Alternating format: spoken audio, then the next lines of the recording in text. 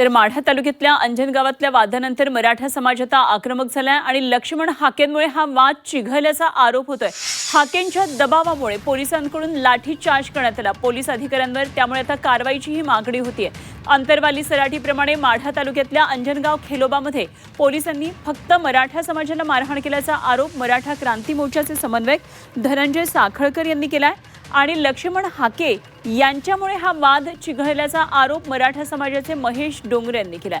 हाकेंच्या दबावामुळे पोलिसांनी शिवप्रेमींवर लाठीचार्ज केल्याचा आरोप त्यांनी केलाय आणि या प्रकरणामध्ये पोलीस अधिकाऱ्यांवर आता कारवाई करावी अशी मागणी डोंगरे यांनी केली आहे।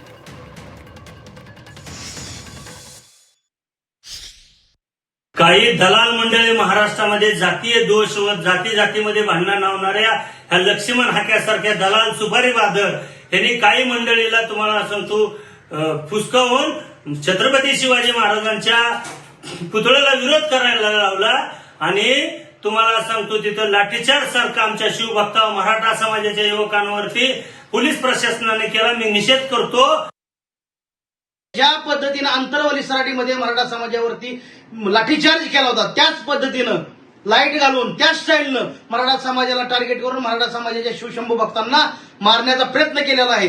ह्याच्यासाठी मी सरकारला एवढीच विनंती करतो की लवकरात लवकर तुम्ही या सर्व घटनेवरती न्यायालयीन चौकशी बसवावी, अन्यथा मराठा क्रांती मोर्चा, मराठा क्रांती ठोक मोर्चा याच्यामध्ये योग्य ती भूमिका घेईल आणि जसं उत्तर घेईल